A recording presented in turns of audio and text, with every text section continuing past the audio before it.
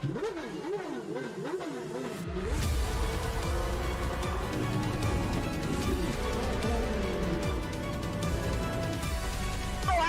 the two of them. The inside of coats. Parker gets too heavily involved. And that's Whitehead and Coates.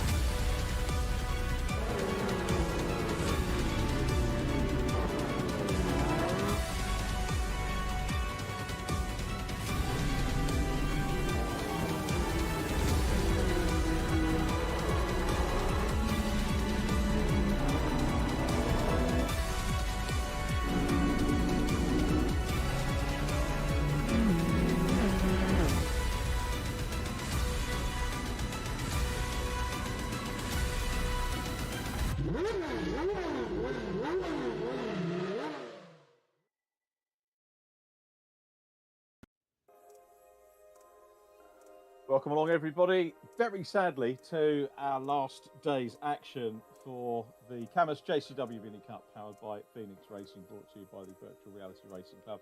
I'm Richard John Neal, and a great pleasure once again to welcome Jack Oliphant to the Virtual Comms box here at Brands Hatch. How are you doing, Jack?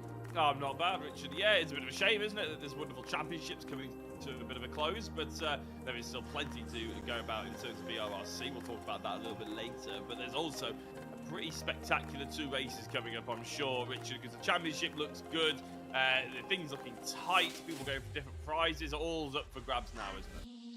Absolutely right, and it's been a roller coaster, to use a cliche, really, over the course of the 8 weeks, and a roller coaster circuit, Brands Hatch, plenty of gradient changes, plenty of tight corners, some sweepers, and the Grand Prix configuration is one of the best in the country. Always love going to watch there. I haven't been as a spectator for a long time, but it is a fantastic place to go and, you know, literally walk around the whole track and soak it up. So obviously endurance events are much better to do that, and I do hope to get the chance to be a spectator and have a good look around the circuit, like I used to do in the old days. And I have actually been to 2 Grand Prix at the Grand Prix circuit at Brands Hatch, and I guess you're probably far too young to even remember a GP here. No, yeah, I was going to say, it's not something that has popped up in my generation before, Richard, unfortunately, but I reckon it would have been a hell of a spectacle. Yeah. The track looks probably a little bit different back before MSV and everything like that. Yeah, it's a lot of improvements that have gone on. Obviously, it's going to be too narrow and a little bit tight for the Grand Prix cars of today, but if you ever get the chance to see the historic GP cars around there, it's brilliant. I took my son down there for a test day, and he was just blown away with the sound of the cars and how they looked on track. Absolutely mega stuff to go and watch. Absolutely, yeah. But we have to focus on the sim version of the new version of the track, and specifically with the minis. But before we do that, let's have a little look back at Thruxton. As you can probably predict, when we were watching the broadcast, there were a few penalties, which means it ended up with Andy Carroll coming out as the top point scorer for the round, with, I believe, 38 points to his name. So a good point haul for Andy Carroll. Paul Laramie sort of jumping up there, which is a driver who we don't necessarily always see in the top 3. It's nice to bring his name up in this section of the broadcast. Coming home with second, he only had 36, only 2 points behind Andy Carroll. So again, a good haul. And 2 points back from them, 34, it was Joel Lask, the championship leader, of course, going into Thruxton, retains the championship lead going into Brands Hatch, and by the looks of his times, he's looking pretty quick as well in practice. So plenty of high-octane action at Thruxton, leading us all into a fantastic combination of Brands Hatch GP, which should be really very enjoyable. Of course, that's impacted the championship massively, Richard. It has. We need to take a look at who is where. The big prize is up for grabs, of course. So coming to Brands Hatch, as you can see, a very full graphic there. Drop scores do come into play, and the drop scores you can see shown as the red number in the scores. Joel Lask retains the championship lead, 7 points clear of Nicky Taylor. So we've got to keep an eye on the drops. Obviously, if Nicky scores less than 20, then that will be a new drop score for him, but he actually needs to make progress, obviously, to win. That's the name of the game. So Joel's probably in the box seat. So there you 1 and 2. Very close for 3rd and 4th, and that of course means prizes as well for Brad Smith, currently in 3rd. I understand Brad has been poorly this week, so it'll be interesting to see whether that affects. These are physical events. It'll be interesting to see how well Brad's recovered from that one. His drop score 17, so he's unlikely, I would say, to drop today, but he's 3rd. 6 points clear of Andy Carroll. Very close. Andy Carroll really coming into a little bit of form as well.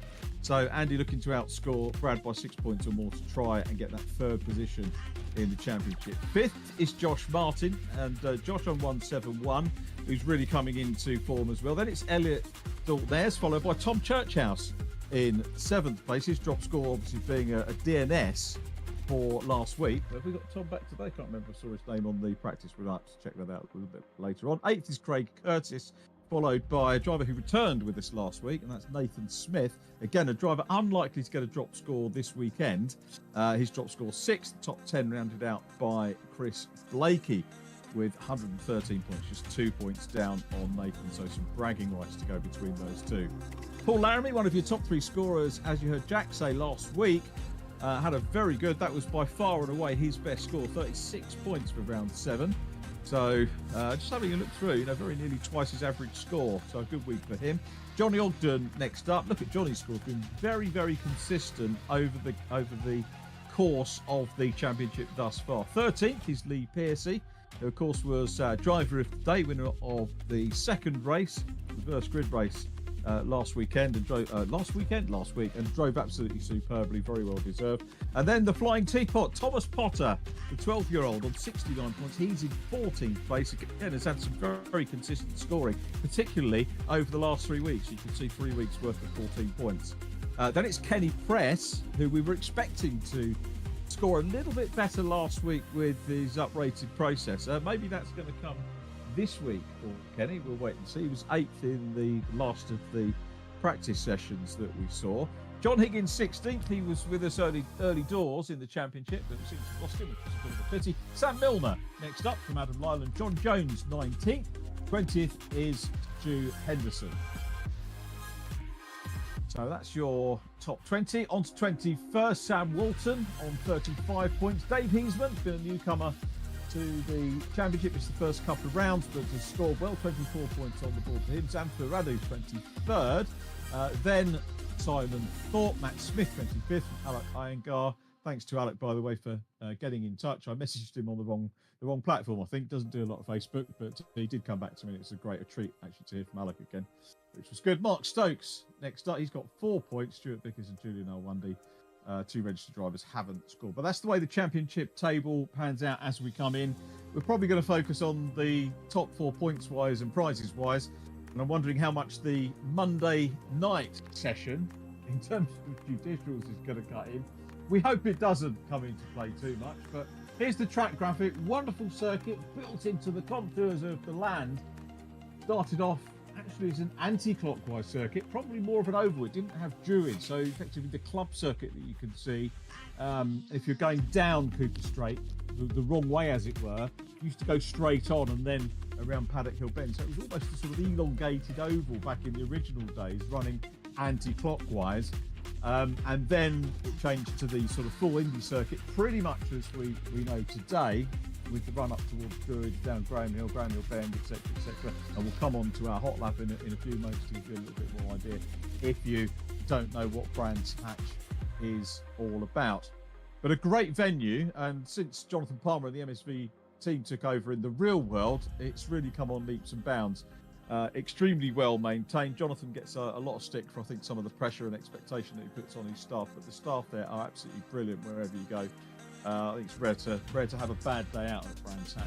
If the racing's a bit limp, you can guarantee that the food is good, the circuit is clean, and you pretty well get very much looked after on your day out at Brands, and the other MSV venues as well. And it's not just tracks, of course. You've got the likes of the Bedford Autodrome as well, where you can go and do the MSV track day, where I know a lot of our drivers will do a little bit of driver coaching as well. So always exciting to be on Brands Hatch GP, and for me, a lovely mirror or parallel with the British Touring Car Championship program that I work on is that we always have Brands Hatch, well 90% of the time have Brands Hatch GP as our closing race of the year, or closing event of the year. Next up though, we're going to have a look at the hot lap, which of course is courtesy of man fourth in the championship, Andy Carroll. So let's see how Andy can beat a guide around the circuit.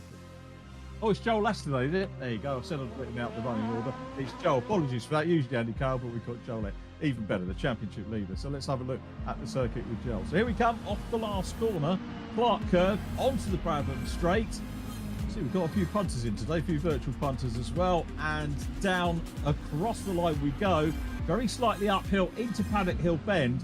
If you've not walked the circuit or had a track ride in it, I recommend that you do. It is a fair old, not an upset tummy track, but one where you really get the butterflies in your tummy when you go down through Paddock Hill, up Halewards Hill, into Druids, the hairpin, taking the apex, drifting out over to the left-hand side as you come out. Then it's down through Graham Hill Bend. This is usually track limits issue here on the exit of Graham Hill Bend. Then it's along Cooper Straight up towards the next corner, which is Surtees, the left-hander, where we're coming into now. Rather than going to McLaren around to Clearways on the evening circuit, though, we're going through Pilgrim's Rise, which goes up over a brow, and this is the part of the GP loop, and this is where we go downhill. Real iconic piece of track, this one now. So downhill, extremely difficult corner to pass on here. It is possible, but difficult as they go around the right-hander at Hawthorns, out of Hawthorns, down the Derek Minter straight, again, sticking to the left-hand side of the track. Now coming down into Westfield, out of Westfield, down through Dingledale, coming now down towards Sheen Curve, which we go into now. Here is Sheen Curve, and then accelerate out of that, down towards Stirling's Corner. Always Corner, of course, named after the greats in racing, and I was privileged enough to see Sterling Moss himself race here at Brands Hatch after he quit Formula 1, I hasten to add. But then it's downhill into Clearways. This is where we picked up Joel on the start of the lap, past the Oulton Centre, as it was known, through Clark Curve, onto the Brabham Straight. That completes our onboard lap with the championship leader here in the CAMMUS JCW Mini Cup, powered by Phoenix Racing. Joel's time, 1 minute 37. That's going to be pretty much the benchmark for qualifying, which the drivers will be looking for as the quali session gets underway here. Oh, before we do that, a few promos with Jack. Yes, no, we don't let you get into the action quite that quickly anymore. We have to have a talk about the new BMW Cup that we got here at the VRRC. Round 1 starting on May the 1st. If you're thinking, well, if this is the last round of this championship, May the 1st is a long way away. Don't worry, we've got you covered. That comes later in the broadcast. But Zolder is where we open the championship. Silverstone GP, 8 weeks later, is where we finish it. We go to the likes of Mugello, Assen, Spa, Oschersleben, I think is how you say it. Portimao. Schleben, apparently. Hungaro Ring is in there as well. I'll get used to saying it by the 29th of May. It'll be fine. 25-minute races, obviously live broadcast, pretty much exactly how we're running the mini championship. Obviously, this time we're going for the rear-wheel drive hatchback of a German type. Well, the BMW family anyway. There's first, second, third trophies, driver of the round medals, everything you come to expect, as well as a whole host of prizes as well. In fact, there they are. Instead of going for the CAMMUS Simulation Direct Drive wheel, which we got for this mini championship, your first place wins triple 27-inch monitors. That is obviously to wrap around and to give you the best immersive gaming experience and driving experience as you can get. After that, it's the same as what we have for this championship. So we've got the cockpit heads-up display supplied by Phoenix Sim Racing. We've got the Mecha, I believe that's a gear shifter. Yeah, that is the shifter rather than the handbrake. And then, of course, some VRRC apparel as well as the hats for 5th place. Driver of the round, sponsored by Phoenix Sim Racing and Aegon by AOC. So look forward to that. It starts in about a month's time. If you want to get involved, by all means, jump onto the Discord or any of the links down below, and Rich will send you a message, I'm sure, if you're interested in getting involved. Now we can go qualify. I need to try to jump. To get straight into the action. And by the way, talking of MSV tracks, if you are at Oulton Park on Monday for British GT, and even if you're not, maybe think about going, because Rich and the crew are going to be up there with the Sims. So if you haven't met before, I can't make it. I was thinking I probably should have done, but we'll be up at Oulton later on in the year. Go and talk to Rich at the British GT meeting. Get yourself a great day out. But if you do go to Oulton and you stay till the end, allow plenty of time to get out of the track, because it will be absolutely rammed on Bank Holiday Monday. It will be, yeah. It's never been easy, actually, Richard, to get out of there. There are a few tips or tricks that the organisers wouldn't actually thank me for saying what they are, but it's, definitely Coach Road is absolutely rammed, but it is one of the highlights of the motorsport year in terms of the English calendar anyway, isn't it? Because it is absolutely packed to the brim with great motorsport, and the opening round of the British GT, you can't really get much better. No, it'd be a good weekend, and you know, one of many very, very good ones to look forward to. Looking forward at the moment though is Nikki Taylor, who wants to grab another pole position. So Nikki with a 1:37.105, 10th ahead at the moment of Craig Curtis, who is usurped by Andy Carroll. Josh Martin down in 4th. Taylor, Carroll, Curtis, Martin, Joel Lask in 5th. Remember the gap, first to second, 7 points. A little bit of a bigger gap back to Brad Smith. It is still possible, I think, mathematically for Brad and Andy to sneak the championship if the judicials go a little bit mad after this week. I'm sure they're not going to today. It's all going to be fine and dandy. But, yeah, we need to keep our eyes on that. 7 points is basically the difference between first place in a race and 4th position. But remember, there's a bonus 3 points from each of the races, which we have to take into account for the fastest lap of the race as well. So Nicky Taylor makes his way along Cooper Straight. Brands Hatch for me, I was down last week actually watching some F4 testing just to go and meet some of the new drivers prior to this year's campaign. And do you know, I still get that sort of butterflies in my tummy when I go and see the tarmac for the first time every year. Which I've had since, you know, I used to go to Brands. When was the first time? Probably when I was about 14 years old, and I still get excited, still get a buzz going to that particular place. It's a magical place to go to, Brands Hatch. So super place to wrap up the season. So we look at Chris Blakey, currently in 7th place on the timing screen, ahead of Kenny Press. That's Matt Smith just behind him, Nathan Smith, beg your pardon, who is trying to improve his times as well at the moment. And we've got under 5 minutes to go of this session. Josh Martin sets a purple sector, currently in 4th place. The view you just had there, looking down the home straight, that's the one we get from our ITV control box, believe it or not. And although they do tell us to look at the screen rather than out of the window because things could get out of sync. Here's Josh Martin now. So is Josh going to climb a little bit further up? Not if he goes on the grass like that as he goes through Stirling's Bend. They reprofiled that last year. It caught a few people out just before they went on. It's not a bad second sector. It's not a particularly good second sector from Josh Martin, but it's not the end of the world. He could still find himself moving up the order. He only needs to find 0.2 of a second to get on pole, which is obviously Nicky Taylor. And there we go. It is an improvement. He jumps up into 2nd place. And I think he's only a 10th behind Nicky Taylor, which, yeah, less than a 10th, actually. 900ths of a second, or 99 thousandths of a second is probably a more accurate one. It's very, very close for Josh. 2 purple sectors, that's Sector 1 and Sector 3. As I said, just that Sector 2, he was a 10th or 2 off. He could be sitting on pole position if it wasn't for that, as Nathan Smith avoids a bumpy, I'm not even sure who that was actually, again, background going off the circuit. Oh, it's Chris Blakey apparently, yeah, trying to jump out of the way maybe of Nathan Smith in his flying lap here. Whereas Nathan at the moment is away outside the top 10. We've got some errant cars there, so Nathan trying to work his way up from 14th to a green first sector.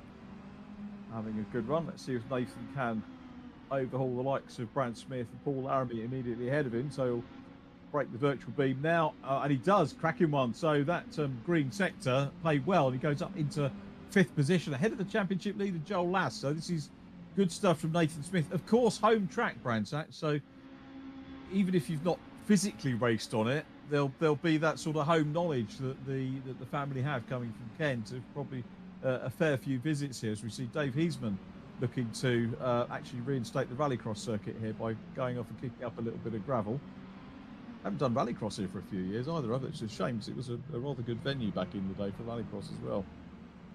I'll be honest, I've never seen rallycross here either, Richard. It's, I'm just showing my age. Okay, I was going to say, I'm not entirely sure. When would they have stopped the GPs and when would they have stopped the rallycross and everything like that here? Do you know, I can't remember. It's a good few years since the GP. The rallycross used to run along the top of South Bank, which they used to call the knife edge. So you go around Druids, and then once you exit Druids, you'd pretty much turn left straight away and go along the top of South Bank and then rejoin the tarmac going along Cooper Straight the wrong way for Rallycross, and then up through the cut through. Yeah, it was a great little circuit. Joel Lask having a moment as in 6th position at the moment. And, of course, we'll see the real world JCWs on track here, albeit Indy Circuit's 2nd event of the season. So we get the Coopers are in action this coming weekend on the Indy Circuit. I think supporting the trucks. The Bart meeting has got a very different look to it this year because the Legends have jumped ship, haven't they? The Legends cars have jumped away from Bark this year. So if you're going to the truck meeting, you're not going to see Legends cars 6 times on track. It's trucks and pickups, and I think they've got MGs and Caterhams and things like that instead. But still Nicky Taylor out front. Craig Curtis now up into P2 from Josh Martin P3. Andy Carroll 4th.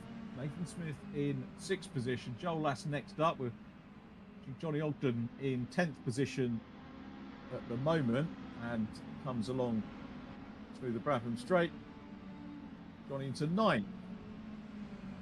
There's not really many drivers out there improving that much, is there? I mean, at the moment, I'm looking at everyone's Sector 1. There's not a single green Sector 1 out there right now, and we're going into the last 30 seconds of qualifying. It does look like, although I think we maybe missed Craig Curtis jumping up into 2nd place, and a bit of a shame that we missed that one, because that was obviously quite exciting to separate Nicky Taylor and Josh Martin right pretty much down the middle, actually. Andy Carroll sat in 4th place like he is in the championship. Nathan Smith jumping up to the top 5. Joel Lask 2 tenths off from Nicky Taylor, 6th to 1st place. That's a major swing, isn't it, Richard? I mean, obviously in qualifying, you don't get the points, but if they finish that way in race 1, which race 1 you don't tend to get that many moving and shaking, it could be a massive change between the championship. So we've got a purple Sector 1 then from Josh Martin, who's having an absolute flyer at the moment, trying to haul himself back up from 3rd. He's run down. Let's see what Josh can do. Is he going to be able to plant it on pole? Lovely onboard shot here. So Josh just heading around Westfield, down through Dingle Dell, and so Sector 2 is green, so he's still improving. So this is someone who's really building up his experience here, isn't he? And getting momentum going as he exits Stirling. Doesn't go too far over. All about the run in now. So we're going to see Josh Martin mess up the order that I've already written down. Let's have a look and see what happens. This does tend to happen in the last knockings of any qualifying session that we have. Nathan Smith currently 5th. Here we come. We wait with bated breath. Comes down to that, and pole position for Josh Martin. Last knockings. What a move. Oh, and a little bit of showboating as well. Into paddock. Well done, Josh Martin. Superb stuff. Great pole. We'll get to chat to him. So it's Josh Martin, Nicky Taylor, Craig Curtis, Andy Carroll, Nathan Smith, followed by Joel Lask in 6th. It's going to be very interesting overall championship wide. Joel Lask 6th. Then he's very happy about that, isn't he? I think that's the first time we've seen that, isn't it, from the from this series, and certainly from Josh Martin as well. But a very, very well earned pole position for him. Let's have a quick word from one of our very important and valued backers.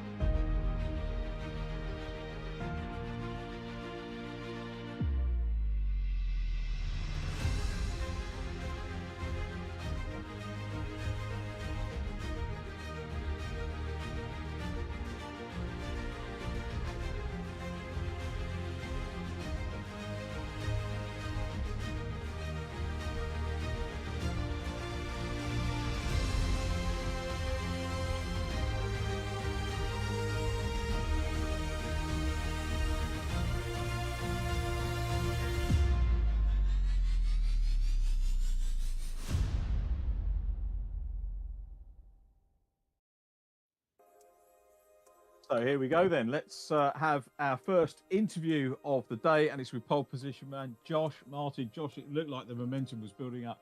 Actually, before you get your response, congratulations, mate. A fine pole. Yeah, cheers. I finally got a good qualifying lap actually together. I was super happy actually with that lap. And it looked like the momentum was building through the session as well. Is that the case? Yeah, I was a bit late back from work today, so I jumped on the. By the time I got on the server, I'd done like the pre-practice session before qualifying. I'd done an out lap. I'd done one quick lap, and that was beat my PB from the practice session Tuesday. Yep. And then almost every other lap I seemed to just improve my personal best. I felt I was on a bit of a roll. Are you allowed to mention the word roll after last week? Oh, I don't know. It got a bit physical out of it, didn't it? But really good to see. And so, hopes for the race. Obviously, Brands Hatch, sometimes, I'm presuming pole is on the inside. And if it's a side-by-side grid, you can... I don't know how the simulation works, because I can't recall seeing a GP. Well, I can't remember what happened last time we did a Brands Hatch GP. But sometimes outside with that sort of down run can give you a little bit more momentum. Yeah, we've just loaded it on the grid, actually. And I'm on the inside. So right. a bit of a steeper climb up the hill, but the grid spacings look quite big, so yeah, should be all right. Right, yeah, and looking forward to the race. Championship-wise, that chance to break into the top four. You're on 166, so you're 22, I think. Sorry, no, you're 177. I beg your pardon. A few points down with Andy Cowan and Brad Smith, but the chance to maybe get up into the top three. Yeah, I always go quite well at this track. Actually, I look back to other championships we've done, and this is normally one of my strongest tracks, especially when it comes to the race. But to be honest, championship, I haven't even got a clue where I am, because I think I've had 3 rounds in a row which have been absolutely rubbish points wise. That kind of took me way out of contention. But yeah, I've had a really good round. Like you said, I might be able to gain a few places. But enjoying yourself anyway. Yeah, exactly. That's what it's all about. Excellent. Well, many congratulations on excellent pole, and that lovely bit of showboating we saw as well. I think we haven't seen anyone else do that this year, so we really enjoyed that, Josh. Because qualifying's always my Achilles heel in every championship. It is in real life. I just bottle my laps, and I was up on my Delta like 2.5 temps going before like the fast bit round the back. And the fast bit around the back on my previous lap was really good. So I knew I had to be quite fast, but to actually kind of keep it together and not lose that too much time to the time I'd done before around that section, I was just really happy, really happy with myself that I actually held it together for once. So yeah. Fantastic job, mate. And good luck for the race, and all being well, we'll speak to you on one of the podiums. Hopefully. Thank you very much. Have a good one, mate. Thanks for chatting to us. Josh Martin, who takes pole position for our first race of our 8th week of racing for the CAMMUS JCW Mini Cup, powered by Phoenix Racing. It's been a super campaign. Before we get into the race, though, a little bit more on the promotional side. Yes, there is. We've already had Qatar, we've already had Imola, but the World Endurance League kicks back off in 2 weeks' time on April the 10th. At Spa. That is I said earlier about the BMW Cup starting in May. Well, this is the interim. We're going to Spa and Le Mans with 2 weeks apart. It's going to be absolutely stunning. The first 2 rounds were brilliant, although I have to say they feel so long ago, probably because they were, that they have slightly faded from my memory. So I think we will have to go back and watch them before we get going in Spa, but hopefully we get the likes of Josh Martin, Nicky Taylor, Joel Lask, all joining in, and everybody else all joining in and either repping in the BMW, the Lamborghini, the Lexus, or the Mercedes.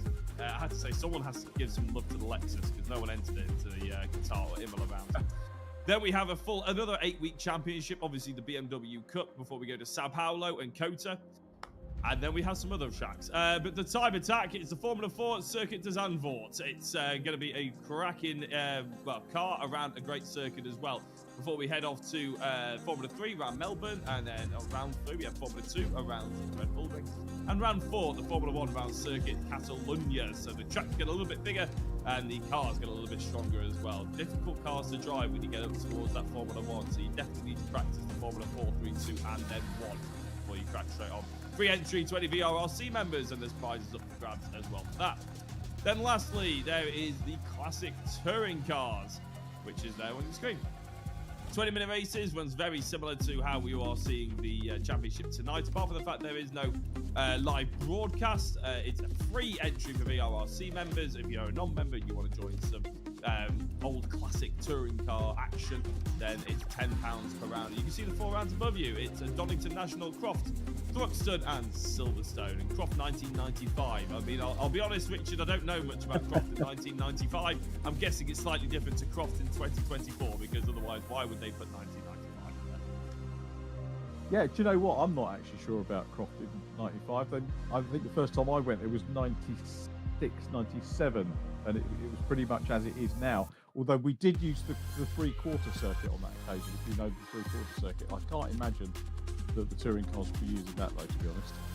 No, a bit of a strange one. But anyway, it's Croft from 1995, back when I was born. So, yeah, that is all that's coming up on the VRRC. And then, of course, we've got race 1 to contend with. And Richard, we've got 4 minutes until race 1 commences, sort of thing. So, realistically, what are you expecting here? Do you think Josh Martin can actually turn it round and provide us with a race win? He says he's stronger in the race than he is in qualifying. Do you think he can turn that around? Yeah, he's obviously won at Oulton Park, so maybe he's in tune with the MSVR racetracks. There he is, sitting there on pole position. Nicky Taylor a little bit further back in the yellow and red fleck there. And Nicky at the moment, by the way, for those of you who like to keep up to speed with the championship points, if they finish as they start, which we know they won't because of various incidents and everything else, Nicky would pick up 22 points and Joel Lask would pick up 14 points for 6th position. That's without the fastest lap. Nicky here, if they finish as they start, will go into the championship lead. But we have to be mindful that if Joel Lask repeated 14 points in race 2, he would score 28, and that would become his drop score, because at the moment his drop score is 30. So we've got to be mathematicians, I think, to use a little bit of paraphrasing to try and work out who's going to win what. And actually that reminds me, I need to make sure I've got my phone on the championship position so we can try and sort that out as we go along. So it's not going to be the easiest of task mass wise, and again that's replicating real life, because we have those headaches for real in the commentary box live when we're on ITV doing touring cars and supports, although we normally do get a little bit of help, I must say, from some of the championship coordinators, which is good to see. So it's Martin and Taylor on the front row of the grid. Craig Curtis and Andy Carroll are on row 2. Then it's Nathan Smith and Joel Lask on row 3. Row 4 is we've got Lyall and Blakey. So it's a good grid. We're looking forward to the start of this one. I never seen Brands Hatch in such good condition for a long time. I've got to say, all the green grass and everything else. But it won't be at the end of this weekend, will it, with the trucks hammering around there? No, well, I think to be fair, Palmer will probably build them quite heavily. The grass will be fine by the end of next week, won't it? He does love his grass finds, does Mr. Palmer? But do they actually do that for real? No, they don't. Everybody just takes the mick out of it. It's just a funny joke, isn't it? No, I've never had one anyway. But yeah, the MSV circuits are always spick and span, aren't they? I think the MGs were actually there. The Equip series were there last weekend, actually, with the MG Cup moving over to Equip and you guys the were filming BCV8s and everything like that. So apparently it was a pretty good day's racing, actually. I know my colleague was there filming some of it, so it's apparently pretty damn good. One driver who I would say is slightly out of position, Brad Smith in 13th place. He's looking to try and cement a 3rd place in the championship with Andy Carroll breathing down his neck. 14 points, oh no, not 14 points, about 6 points the difference, but there's a lot more points on offer on the circuit with Andy Carroll in 4th place, so that could be an interesting talking point as well. Adam Lyall, best qualifying, I think, in the series so far, so we'll give him due credit there. And what about Chris Blakey? Chris Blakey, no, not quite the best for him. Had a 4th position at Croft, but well done, Adam Lyall, for getting up into 7th position. So we do try and pick up on these things as and when we can. This is going to be another interesting pair of races, and as I say, all at play in the championship. I haven't worked out the 3rd and 4th points yet, but as you say, Brad Smith being further down. So certainly not done him any favours at the moment with Andy Carroll fourth. So Andy Carroll potentially in position here to sneak into third place. Josh Martin with 25 points. Well, we'll come back to that once the race is underway and we've got a little bit more breathing time, because we are just a few seconds away now from the start of our penultimate race of the season. Lighting sequence is complete. Out go the lights. Josh Martin makes a good getaway. Nicky Taylor does as well from second position. Craig Curtis is going to slot into third. Nathan Smith looking out. And what has happened to Josh Martin? Off the track. Curse of the commentators. He goes off. That would in real world be a safety car, but it's Nicky Taylor that leads them up into Druids for the first time. So Taylor now on for 25 points. Very close for second. Craig Curtis and Andy Carroll very much hard at it as they come down into Graham Hill Bend for the first time along Cooper Straight. And such a shame to lose our pole man. Yes. Now, I'm trying to investigate what happened to him, to be honest. I don't know if he's gone back to the pits. It looks like he's just left the server completely. He's been disconnected. His internet's gone, maybe. That's the only thing I could assume. It didn't look like a hardware issue. It looked like an internet issue to me. So just as we got underway as well, which is absolutely heartbreaking for Josh Martin. He finally got a good qualifying, and then the race lets him down. Craig Curtis in second place. Andy Carroll basically promotes everybody up one position, but Andy Carroll up to third on the podium places at the moment. It won't necessarily help Nicky Taylor because Joel Lask means he's jumped up to fourth place after overtaking Nathan Smith. So again, those championship points just coming down ever so slightly. Joel needs to make the best of what could be a bit of a bad situation for him. He's got Andy Carroll just ahead. He's probably quite confident that he can catch him, as Nicky Taylor doesn't seem to be pulling away too quickly. No, he doesn't at the moment, but very, very early days at the moment. The magic gap between points-wise, this is between Nicky Taylor and Joel Lask is 7, which is the gap that they have. Now, I've not read the regulations. Does it count back in terms of wins or best places or things like that if they tie on points at the end? I'm sure it probably won't come to that, but there's a potential here. If they don't get neither of these drivers get past this lap, they could be tied on points going into the last race. And you cannot get any closer than that, but it may not come to that because Lask is rightly challenging Andy Carroll for that third place. And he's got the outside run here. He's going to go for the switch back here onto the inside as he goes into Graham Hill Bend, maybe try and get a bit more momentum and perhaps have a lunge up into Surtees. Maybe too far back to do the lunge at the moment as Taylor still leads from Craig Curtis, who's driven a good first couple of laps as well. Nice to see Nathan Smith still in the mix as well. Very close to those in 5th place. So third, fourth and fifth very much all together. Then it's Adam Lyall going through. Johnny Ogden in 7th from Lee Pearce as they head out into the country once again for the second time in this race. Lask dropping back a bit now and coming under the clutch as they go through Hawthorne's corner, coming under pressure from Nathan Smith. Where is Nathan going to have a look? So Lask might have to get a little bit defensive here. Certainly dropping back away at the moment from the third place car of Andy Carroll. Nathan Smith showing very good notice of intent here in the white and blue car. He's all over him. I'd say perhaps a little bit more likely to be able to make a move and dishevel the fourth place car. The hard thing about Brands Hatch is the fact that it's a bit like Oulton Park. You have to set the move up so far in advance. There are 2 great opportunities for an overtake. It's going into Paddock Hill and it's going into Druid. Everywhere else is a bit of a risk, so you're probably better off setting moves up just for those particular 2 corners. And I said that Joel Lask was a bit too close to Andy Carroll to actually think about setting it up. He was almost on top of him. He ends up having to make a half a move. He drops back into the clutches of Nathan Smith. It's always the way around here. You need to be so careful and so tactical about where you actually position the car, where you can try and position the opposition's car as well.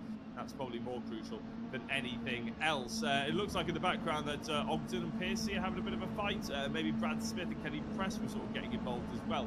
Here is Lee Piercy. This is potentially... Well, actually, yeah, Lee Piercy won our race 2 from last week, didn't he, at Thruxton, I think? Yeah. And a great drive it was. Yeah, I'll just come on here actually, guys. I've had a message from Josh. His internet and the entire house has gone down and it's still not come on. So he's frantically trying to get his internet working to try and compete in race 2. That's the play. If we were in Russia, we'd be blaming the Ukrainians. Oh, a little bit of contact there between Piercy, and this is all going to go a little bit pear-shaped off into the barrier. A couple of spins. Oh, such a shame. So Piercy drops down our hero driver of the day from last week. Back with the leaders, though. It's still Taylor from Curtis. Andy Carroll next time. Going back to your call about overtaking, absolutely spot on, Jack, to be perfectly honest. The other place that you can sometimes time a move, as well as it being place, is the key word is time, is timing a move to maybe have a go as you come up towards the flag. And you'll see quite a few photo finishes at Brands Hatch. If you time it right, and it's not necessarily making the overtake stick, but if you do it on the last lap, you can get your nose in front about where the cars are going through now, and grab the place on the line. Seen that happen quite a few times at Brands as well, but that's all got to be, as you said, Jack, about timing, isn't it, and building that momentum up for the right moment.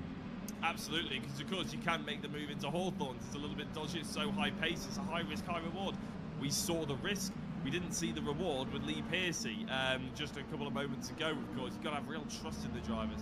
I remember trying to go around the outside of someone through Dingle Dell, and it just didn't really go as well as I wanted it to. Was that the Super Cup car?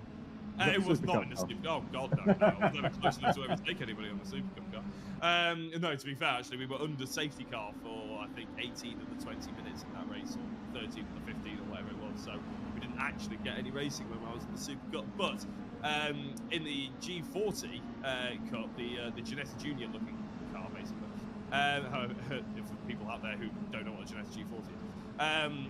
Yeah, I was trying to go around the outside here, and to be fair, I didn't throw it off, which is the usual end to my stories, but it didn't quite work. It's so risky. You have to have such trust in the driver on the inside. They're not going to hit the curb too hard and squeeze you off into the gravel, because as soon as you touch the grass or the gravel around here, Richard, as you know, commentating on for many years, you basically don't have a chance, do you? With the sim, you might get slowed down. In real life, you're probably going to end up in a wall. Absolutely right. Is there a story, by the way, is that the Rodin livery on Kenny Press now? I hadn't actually seen that, to be fair. Because that's Kenny's normally his Hyro, wasn't he? I think before the Max Coates. Does that say Rodin on the side, or does that something else? Well, this is Kenny so Press, repping the Max Coates look, as I call it. Yeah. Oh, there's Kenny. So who's the all black car? Adam Lyall. Okay, got apologies to Adam, and I was thinking it was going to change of livery, but no, Adam Lyall's still there. Sixth position moment. Nicky Taylor's still out front from Craig Curtis and Andy Carroll. Joel Lask is in fourth, so 25 to 18, still that 7-point gap. So we could see a tied championship provisionally going into the last round if they stay like this. And well, we just couldn't ask for anything really better, could we? With 17 minutes on the clock remaining, but Joel still will have it within him to go through, as we have a little bit of a Paul Laramie moment going down through Pilgrims. And bit of an update for you on Josh. Yeah, Josh has got internet back now. The last message he's just sent me is race 2, last to first challenge. Well, we look forward to that, and I hope he can do well. I hope everything is back. That is the only downside, isn't it, with electric and internet dropping out and things like that going on. But yeah, I hope he got pole anyway. No one can take that away from him. Yeah, it's worth a lot of championship points as pole position. I think it's 0. So yeah, I'm sure he'll be really pleased with that one. But yeah, you're right. I mean, he did finally get pole, but he does impress me, Josh. He's one of the few drivers that we have, or in anywhere basically, whenever I meet racing drivers or anything like that, that it can go quite badly wrong. Like, for instance, your internet going is exactly the same as the lights going green and then your engine blows up. Basically, in real life, it's the equivalent almost, isn't it? And he still has the grin on his face, and he's still looking forward to the next race rather than sort of bemoaning of what's just gone on, because I wouldn't blame him if he was a bit annoyed at what happened literally 9 minutes ago. But he's shaking it off by the sounds of it already, and he'll be back in the server hopefully before 2. One of the things that struck me actually about this championship, and coming back to it, is the amount of officiating. I know how much work Rich Hayden puts in, how much care Rich puts into officiating it and going through footage, and the time is unbelievable, to make sure that everything is fair for everyone. But I've got to say that the drivers that I've spoken to have taken everything you know, in a good sporting manner, which is superb, and I should be, you know, taking that away and telling everybody about it outside of it. So, you know, well done to everyone that's taken part in this 8 weeks, you know, for their attitude, and say the likes of, you know, Josh Martin, who, you know, will bounce back. Absolutely fair play to everybody. Absolutely, yeah. I think Rich rang me up earlier. He said he spent 8 hours going through the footage at Thruxton, which I think we can all agree means that Rich needs to get a life. So, look, he is laughing in the background, luckily, everybody. I haven't quite got fired yet. But if you do hear me disappear, you probably know why. Yes, but it is a lot of time, care and effort going into the championships. And that's why people come and race here and keep coming back as well, because there's a lot of championships out there that, okay, they might be cheaper, but that means they're voluntarily ran, and people don't put the time and effort into run them as properly as we like to do here at the VRRC. So you pay, you get what you pay for, really, and I think that's the biggest advert you can do for VRRC, especially the prizes as well. No one out there gives away as many big prizes as we do either. So again, another good reason for people to come down and join us. Absolutely right. So Chris Blakey a little bit of the focus for us at the moment, 10th position. Nicky Taylor's still out front. Let's have a quick look at fastest laps, because they may come in. Nicky Taylor's best of 1:37.3, which I think, actually we've got Joel Lask as a 1:37.178. So Lask, by my quick look down the best lap column, has got the 3 points for fastest lap, so will maintain, by my maths, the championship lead, even if they stay where they are at the moment. I think, is it Joel Lask with the fastest? No, I think it's Nathan Smith's actually got about 2 tenths quicker than him, actually, looking down the order. I saw Nathan Smith with a purple earlier on, and no, Nicky Taylor actually. Oh, sorry, I'm looking at the last lap. My apologies. I'm looking at last lap, not best lap. Oh, yeah, I've been worried there. Fully right. Yeah, I've been working this system for over 2 years now, and I'm still learning things and getting it wrong. But that could all change, as we know, because we're getting green sectors coming up from Craig Curtis now. He can whip those 3 points away from Joel Lask as quick as anything. So Joel here, that 3 points, that fastest lap could be very, very significant for him, to have that 3-point gap going into the last race of the campaign, as we watch Nathan Smith closing up on him again. So Nathan here, having dropped back a little bit, has regrouped, got his momentum going, closing in again. But the old cliche that we roll out, obviously catching is one thing, passing is, as Jack said here at Brands Hatch, a very different matter altogether. This is though where he might start building up a little bit of momentum to try and have a go at the top of Pilgrims going into Hawthorne. So you tend to see drivers maybe having a quick look up the inside. If they can't do that, you might see someone brave it out the outside. It can be done in the wet, but very, very rarely. Nathan not quite close enough at the moment, but he's starting to edge closer to maybe make a move a little bit further round. This is absolutely crucial for championship points. 4th to 5th only drops another 2 points. So if the fastest lap stays with Joel Lask, he'll have a 1 point lead going in. Just checking the times as well. Lask still with the 1:37.1. Nicky Taylor's best lap 1:37.5. And of course we need to keep our eyes on other drivers as well.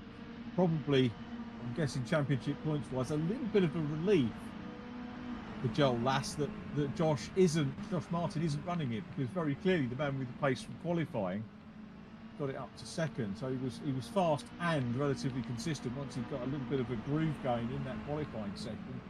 As you watch Chris Blakey chasing down Dave Heisman at the moment, you really do get a good feel for the gradients of Brands Hatch, and just built into the contours of the land as the best circuits in the country, the best circuits in the world are. Super place, look at wide there. And do we have track limits as well today, Rich? We do have track limits today.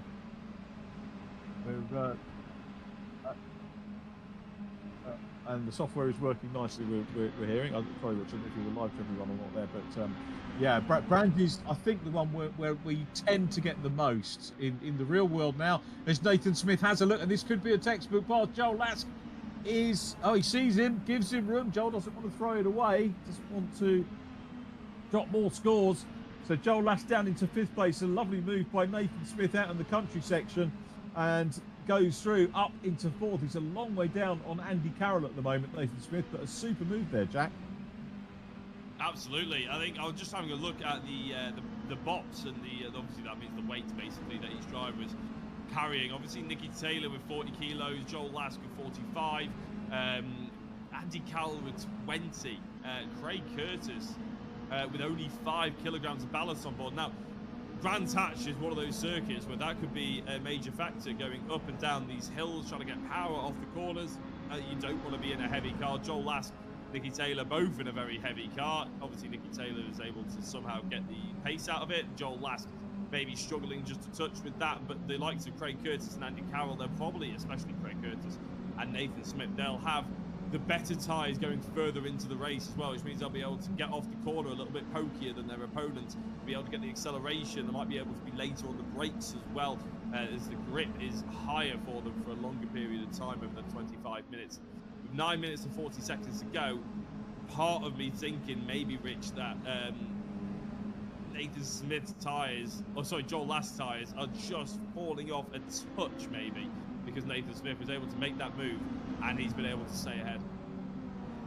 He has, hasn't he? Yeah, he's consolidated it, and this is where he was stronger, coming up to the section where he was strong enough to make that move. Points-wise, again, my maths, so I apologise if we're wrong, but with Joel still with that fastest lap while his tyres himself are working well, he will go through, I mean, Gloucester Place still got the fastest lap, so we'll go into the last race at the moment with a solitary point lead. It's all going to come down to who is where, making up positions on the reverse grid race, and that is going to be absolutely crucial as we keep our eyes on the mass. 16 points for Joel isn't going to be, I don't know, if he has 2 16s, that's not going to be a drop score for him, and certainly obviously Nicky Taylor won't probably be heading towards a drop score if he's got 25 points in this one, because his drop score so far was 30.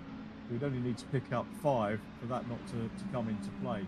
As we watch Andy Carroll trying to close in on Craig Curtin, might have a battle for, still got 8 minutes to go, so we could have a battle starting to develop the second place. Joel Lask still actually not losing too much on Nathan Smith at the moment either, just in that battle behind.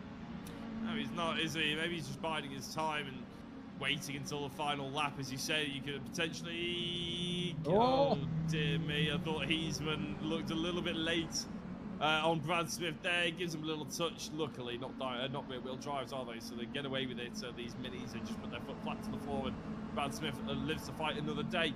I was going to say, yeah, realistically, I think Josh Martin obviously not being in the lead of this race, and Joel Lask would have quite liked Josh Martin to have still been there, because the difference between first and second is obviously 3 points, whereas the difference between second and third is 2, and it goes down in 2s, doesn't it? So really, Josh Martin retiring and his internet cutting out, from Joel Lask's eyes, probably it just gifts Nicky Taylor another point, giving him 25 rather than 22. So it's fine margins when you're going into the last couple of races of the evening and of the championship.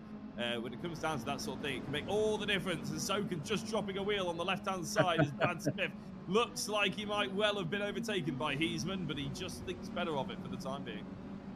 I'll tell you what, Heisman was backed out of that very nicely indeed, because the lesser driver might have kept his foot in, applied a little bit more pressure, and we would have seen Brad Smith disappear from the race. But yeah, there was a touch, but it could have been a heck of a lot worse, to be absolutely fair.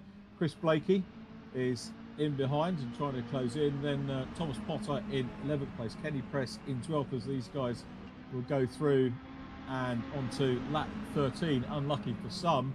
I'll tell you what, Dave Heisman, though, really getting to grips, isn't he, with this series as it's gone on. It's the opening 2 rounds, but an extremely welcome addition, and very much enjoying himself as he goes up onto the Brands Hatch Bridge. I think it's the Burton Power Bridge, isn't it, in real life? Past the old photo gallery, the really lovely place to take pictures on the inside at Druids. It in the old days used to be the sort of best place with the manual cameras where you could get pictures of the cars at slow speeds if you were into taking pictures.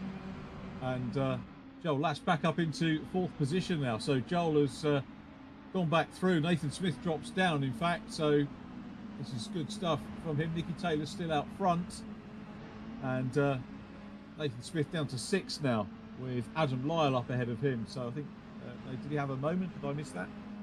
I'm guessing he would have done through Surtees, because as we were going down Pilgrim's Drop, it just looked like Nathan Smith was going pretty much driven past by Adam Lyall halfway down the straight. So yeah, I can only assume that maybe Lask gave him a little lunge into Surtees or halfway through Surtees, or maybe he just went off on his own. Not entirely sure, but it's another couple of points picked up by Joel Lask, which could be all important. The last 5 minutes, 20 seconds left to go. Andy Carroll has caught up to Craig Curtis. This isn't really going to impact the overall championship in terms of first and second, but it could well impact the third place, obviously, battle that we've got brewing behind the scenes, which is, of course, between Andy Carroll and Brad Smith. Brad Smith, we've seen having a little bit of a dice with Heisman. Well, Heisman has now been overtaken by Chris Blakey, so I don't know what happened there, but he's been going quite slowly as around the outside goes... no, sorry, is that Nathan Smith on the inside? I was looking at my championship table. Yeah, there, Richard. yeah. It is. So Nathan Smith makes up one place back. He's got a lot of work to do. You can see there, around about a third of the length of Cooper Straight, trying to close down on Joel Lask with 4 minutes to go on the clock. Andy Carroll still in third and on the podium. It's going to start to have a look at the points. So Carroll in third. Will Heisman's just gone off. Oh, he has. Off very, very wide. Kenny Press and Thomas Potter go through. Kenny Press on the inside through Surtees. Thomas Potter wisely not trying to go around the outside, but he's maybe trying to get a bit of a cutback. He might have a half-decent run here, Richard, while you sort out some of the championship points. Yep. I'll keep an eye on what happens here as they go down the drop, back up the other side of the hill. Will we be able to see a move from Thomas Potter going into Hawthorne? It's going to be very, very tight if he tried it. But I think, to be fair, he scared Kenny Press away from the apex. Not going to be close enough. Don't make a move there, Thomas Potter. You're not close enough. No, very wise head on his young shoulders there. Decides against it. Drops the wheel on the left-hand side a little bit too much. That's ruined his run. Bit of a shame because he had the opportunity there on Kenny Press, but he's going to have to wind it all back up for a couple of laps' time. Yeah, it's a quick update on the points, and Andy Carroll will move into third by my maths here, so he's got 20 points. Brad Smith, his drop score, remember, that he carried forward this round was 12. He'll get 9 points if he finishes in 9th position. So Andy Carroll will move into provisional third place in the championship with the gap that they've got between the pair of them at the moment, as we watch Adam Lyall trying to close in on Nathan Smith. So good battle between these two. It is, yeah. Adam Lyall, who has not really featured too much on our broadcasts over the last couple of weeks, got under the radar slightly, but he seems to be making a bit of a name for himself and sort of bringing us some good entertainment in this race one with 3 minutes to go. Himself versus Nathan Smith is arguably the closest battle out there on the circuit. In fact, there's no arguing about it. This is the closest battle by about half a second. The likes of Andy Carroll, Craig Curtis somewhat mellowed slightly, and then Brad Smith, Chris Blakey is also about 6, 7, 8 tenths of a second. So Paul Laramie, Stuart Walton back down at 16th and 15th is close, but not quite as close or as meaningful as this in terms of championship points. Adam Lyall all over the back of Nathan Smith, who was once upon a time ahead of Joel Lask up into 4th place. Remember, it's not Adam Lyall on first. That timing tower will reset itself in a couple of seconds' time. Nicky Taylor has been somewhat untouchable, hasn't he, Richard, in this race? No one's really got close to him once he got through. No, it's. I'm sure he'd much rather have had a little bit of a dice with someone, but he's been absolutely pitch perfect, isn't he, out front, as ever Nicky Taylor is when he gets away from the front of the grid. And here is the Norfolk youngster delivering in spades again, really, really doing well. Craig Curtis in second, that's had a good steady race as well, which has been good to watch. Andy Carroll still in third place, and things actually relatively settled, and you know, one wonders how the reverse grid is going to pan out, as we all do at this stage of the proceedings. So championship points wise, again, it's going to be calculators at the ready, I think, for our final race of the season. This is probably penultimate lap. We've got 1:21 on the clock remaining, so Taylor looking for this win, and at the moment it looks like we've got a 3-point advantage to Joel Lask going into the final race of the campaign. So we'll see whether that bit can still change with a lap and a bit to go. We'll see whether that goes, as Carroll still tries to close in on Craig Curtis at the moment for 2nd position. Wait for Lask to come into shot as well. Look back, Nathan Smith coming under a little bit of pressure here from Adam Lyall, and Lyall is wrong side of the track here as they get a little bit of a tap and a nudge between the pair of them as they head down towards clearways again. But all good close racing as Lyall looks on the inside. He's going to try and find the way through, but Nathan Smith is kind of on the line that he wants and gets actually a better run down through clearways, through Clark Curve onto the Bravo Straight, maintains that 5th position as they cross the line now onto the very last lap of our penultimate race of the campaign. Yeah, Adam Lyall there, he's rivaling B&Q. He's delivering nothing but taps, is he? Which has not quite got the cutting edge that he needs to get past on Nathan Smith for the time being, but he has got an entire lap to do it. The gap did open up a little bit too much there, I have to say. It'd be interesting and very entertaining to see at the back half of the circuit whether he gets another chance. But Nicky Taylor, 1.1 seconds. That has come down quite substantially from the 1.7 or 1.8 that it was a couple of laps ago. There was a rumour that maybe he wanted actually 2nd place in the championship more than he wanted 1st because of the prize that was on offer. He didn't need a CAMMUS simulation direct drive wheel. He wanted one of the cockpit heads-up displays. But you know, I'm sure deals can be done and this, that, and the other. I would always prefer to win the championship, Richard, and say you are the champion rather than give it away. And I'm sure Joel Lask really wouldn't want to win the championship just because Nicky Taylor didn't want to win it, if that makes sense. No, they're all racing for the win. They're racers, and it's about the winning, isn't it? It's exactly what Nicky wants to do here, and he's done absolutely superbly on this one, and he's there ahead of Craig Curtis. So here he comes down towards our virtual checker to rack up the win. He'll be the first of the. Oh, we've got another lap to go. Okay, so Croft. I was right first time. It was the checker. Okay, so apologies, confusion running between producer and commentators. Taylor takes the win. Congratulations, Nicky. Craig Curtis 2nd. Andy Carroll next up from Joel Lask. And then it was Nathan Smith in 5th position. Adam Lyall 6th. 7th goes to Johnny Ogden. Then Chris Blakey in 8th place. Brad Smith in 9th. Quick check on fastest lap. 1:37.1. I don't think it was beaten. So Joel Lask will get the 3 points for that. And the 3 points of essentially what he takes in terms of a championship lead into the final race of the campaign. So it is close, and it is all going to be about the reverse grid race. So absolutely sterling stuff from all of our drivers, and a good race and a good show once again from Nicky Taylor. Absolutely was. We'll be able to speak to the podium sitters after this very short break.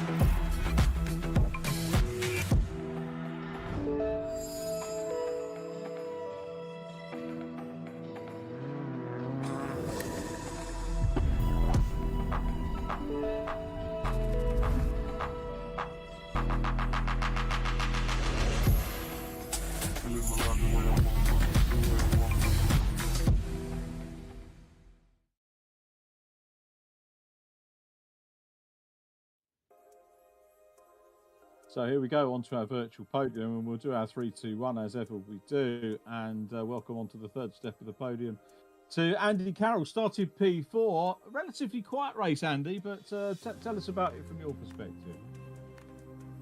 Yeah, to try and hold off Joel for the first couple of laps. Till my tyres came properly in.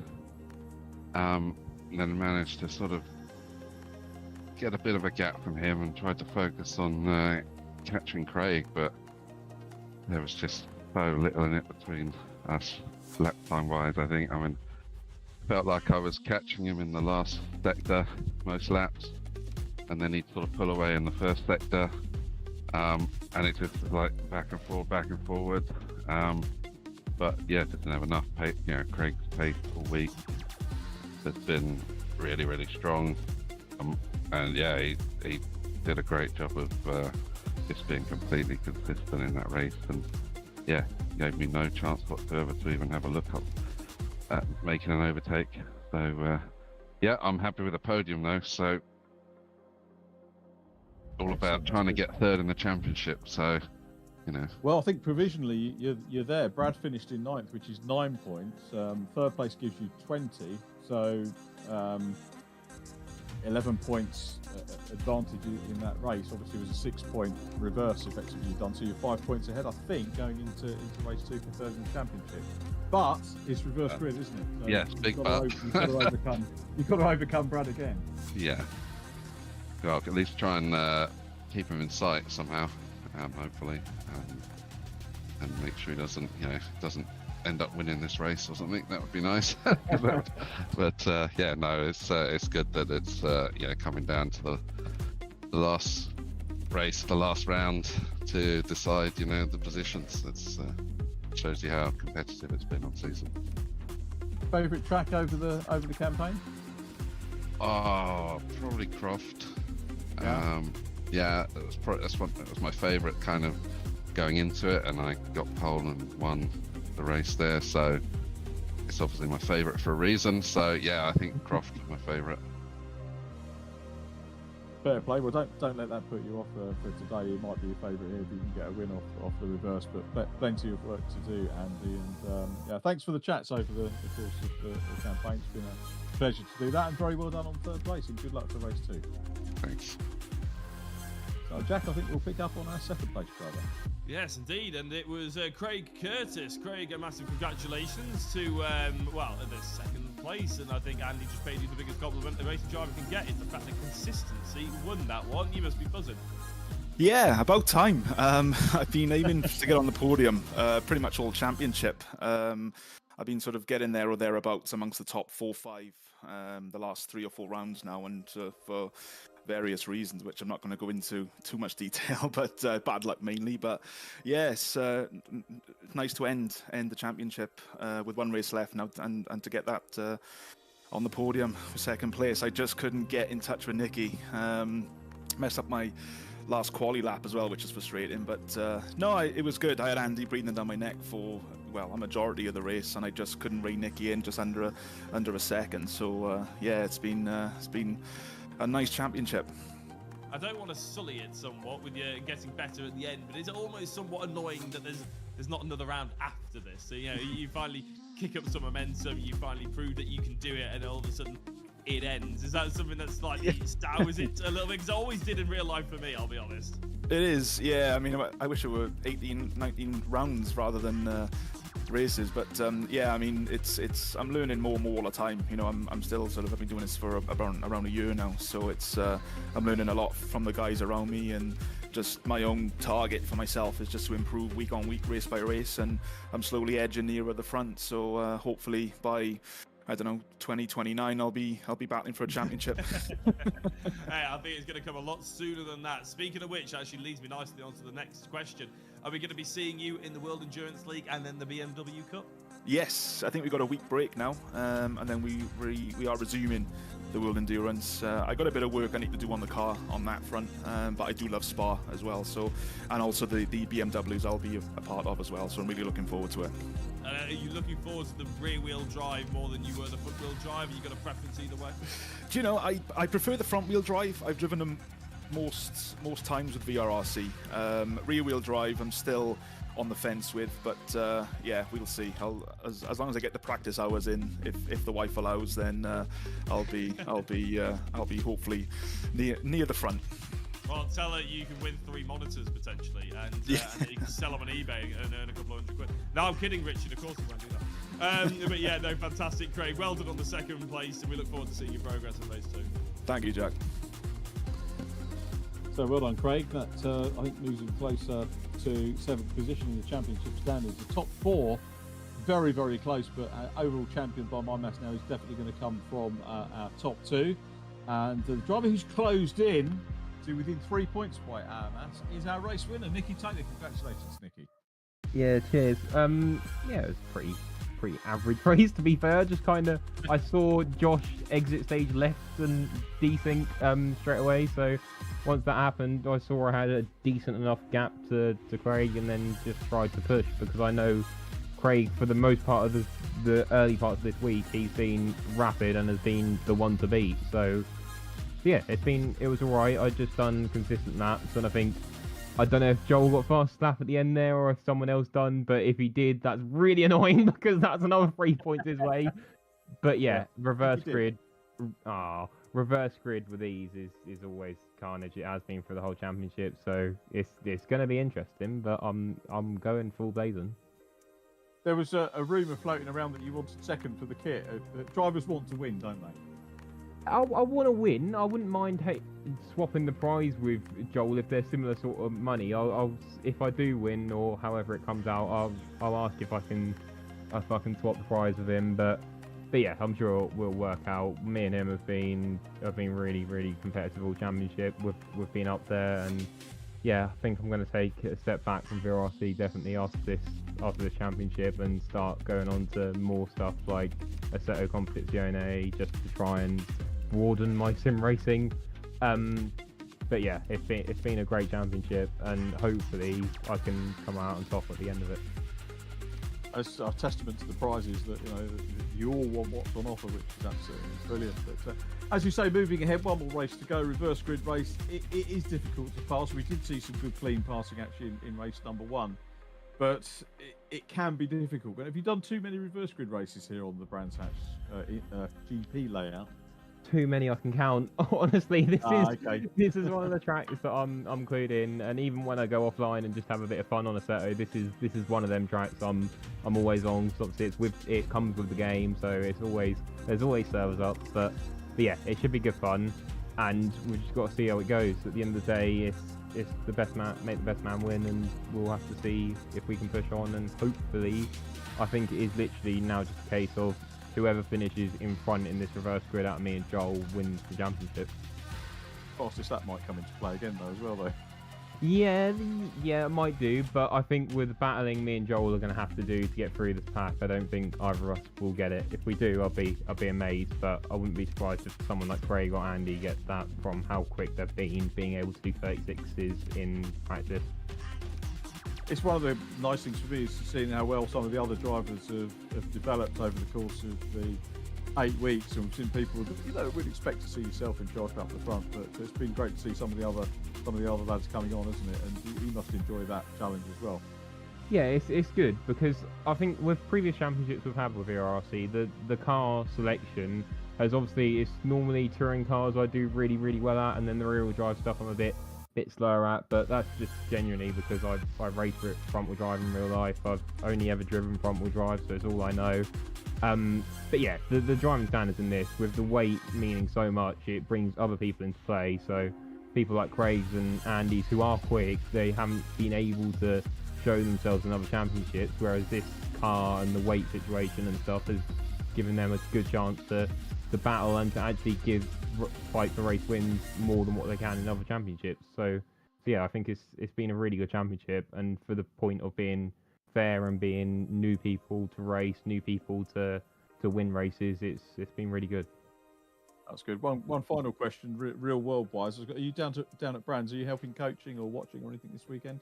I'm not, no, but I am sorted, and my announcement for what I'm doing this year will be out tomorrow. That's good. I wasn't angling for that. I just wondered whether you'd be coaching. So, if anyone's watching it that's thinking about going racing, and I don't know whether you do any coaching, Nick. Do you do a bit of coaching? I don't, but I'm gonna go.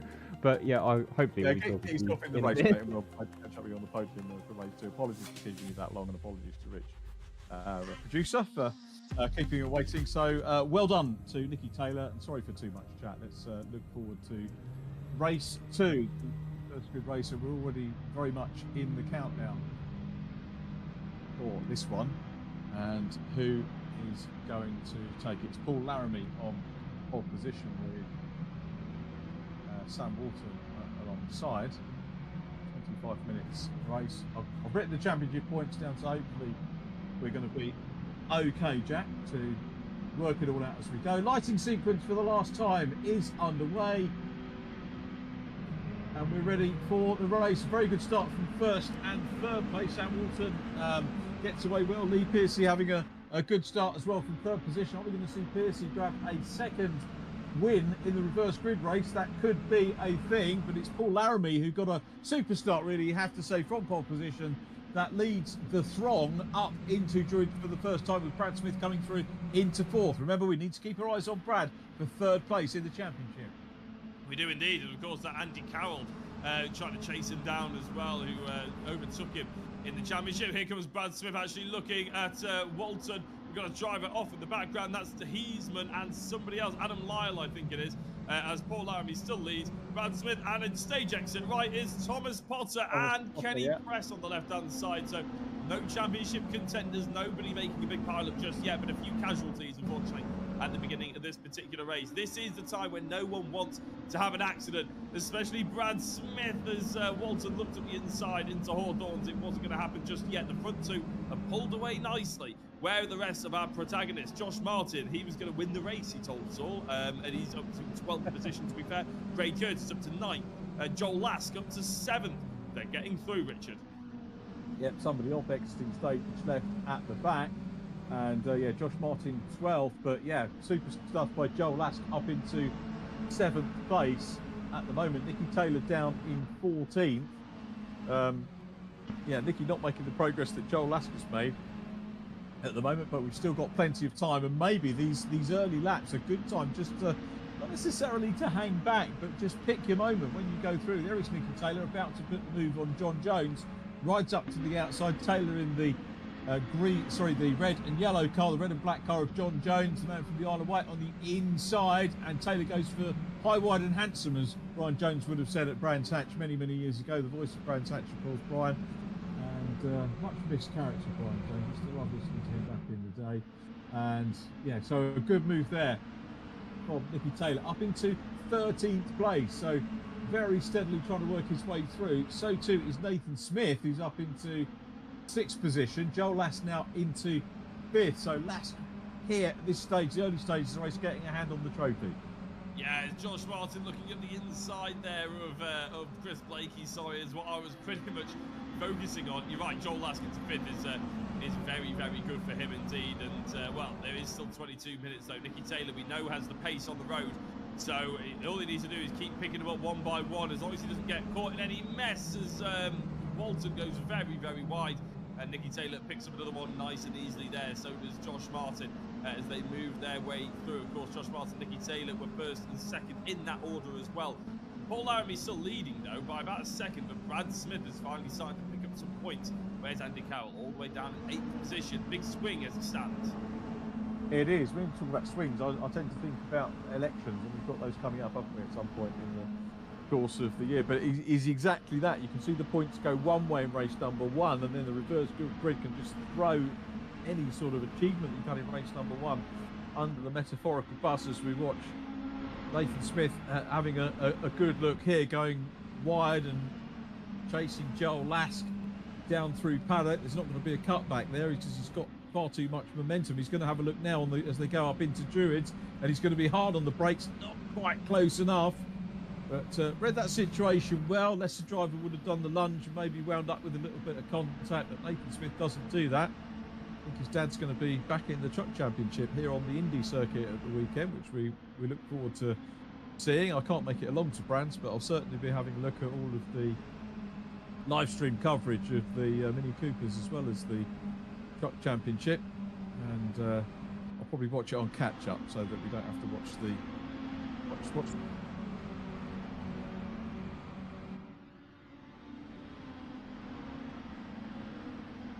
Do you really? Wow. Oh right, sorry. So yeah, Rich was telling us that his granddad used to race on the grass track back in the day. Fascinating stuff. And yeah, we were talking about the history of Brands Hatch a while ago. Great that the GP loop is still in operation. I know that Jonathan works hard with all of the local people to make sure that they know what's going on, and we still have a decent number of real meetings on the Grand Prix loop, which I know can cause annoyance for people that live nearby, but you know what, we shouldn't have bought the houses this year. I'm quite happy to do that. Here we go though, this is the battle with Carroll having a look at the moment at Craig Curtis, so both scoring well today. Nicky Taylor down behind them in 9th place at the moment. Joel Lask in 5th. That's Laramie from Brad Smith, 1.6 seconds is the gap. Paul Laramie doing a super job out front at the moment. Lee Piercy again looking race 2 strong in 3rd place. Should there be any issues with the top 2, would be very handily placed to maybe go through. But having said that, Johnny Ogden momentarily goes back in front as those two continue to dice it out. A good dice it is between those two at the moment. But Laramie clear by a good few lengths ahead of Brad Smith at the moment. Let's have a look at fastest lap. 137's prevalent at the moment. 137.3. Johnny Ogden. That looks like the fastest lap that we've got at the moment, Johnny Ogden. So race still to settle down. And that 3 points could make a difference. But at the moment, Lask looks like he is doing enough to secure the championship. But he will be keeping an eye on Nicky Taylor, who's only 3 or 4 cars behind at the moment. I think Joel Lask will probably be slightly worried about the aggressive nature of Nathan Smith behind. And here goes Smith yet again, looking at the inside through Dingle Dell. His car's not quite there. My goodness me, how they don't make contact there is astonishing.